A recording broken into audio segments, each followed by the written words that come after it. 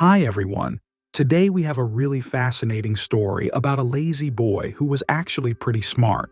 By the end of the story, we will learn how a lazy person can overcome their laziness by working harder. But that's not all. As we listen to the story, we will also learn some new words and how to use them to form sentences.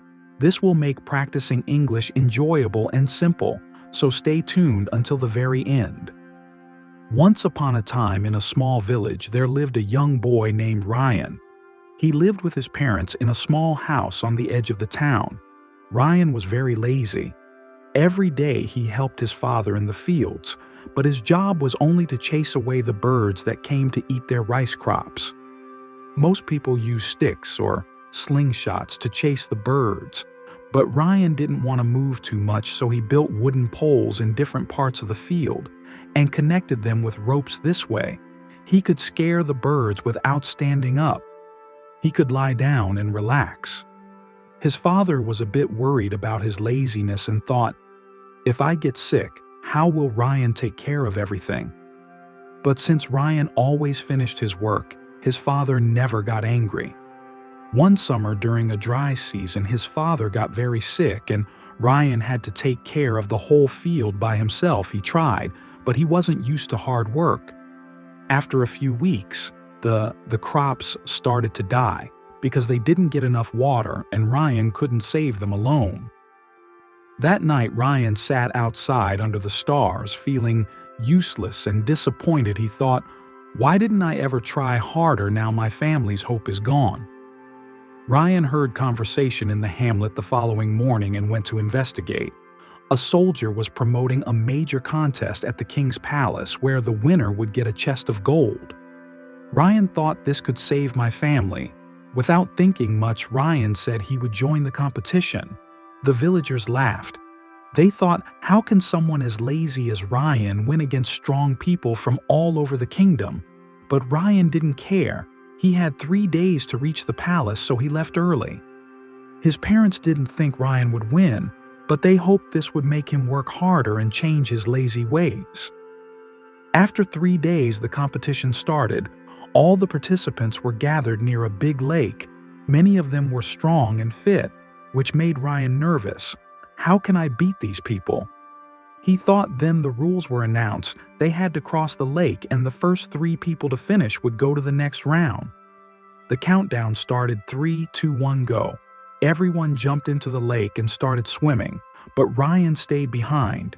He thought, "There's no way I can win if I just swim." Suddenly, Ryan had an idea. He ran into the nearby forest, found some broken branches, and made a small raft. He used another piece of wood as a paddle. Ryan believed that this was a race to cross the lake rather than a swimming race, and that even though he wasn't strong, he was smart. As the other competitors grew weary from swimming, Ryan paddled across the lake slowly but steadily past many of them, finishing third and moving on to the next round. The following day, the final competition started, and each competitor was given a large wooden block. Their task was to push the block 1 kilometer to the finish line. Behind them, there were numerous tools available to assist them, but they could only select one. The first contestant swiftly grabbed a rope and began pulling the block, and the second contestant used a piece of wood as a lever to move his block. But Ryan didn't rush. Instead, he carefully considered the instruments. "I can't win by using my muscles. I need to think smarter," he told himself after giving it some thought. When Ryan selected a little knife, the crowd was perplexed. How could a knife help him move such a large block? Ryan began carving the block instead of pushing it, cutting it into a round shape like a ball. After an hour, Ryan finished carving, and now he had a wooden ball instead of a heavy block.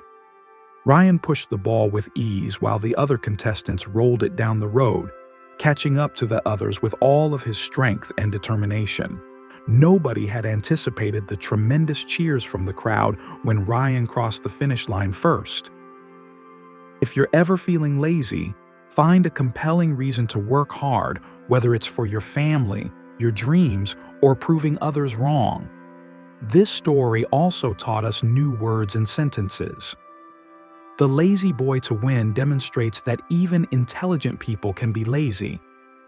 But in order to accomplish great things, they need a big reason, like Ryan's love for his family. Keep listening, learning, and developing, and don't forget to subscribe.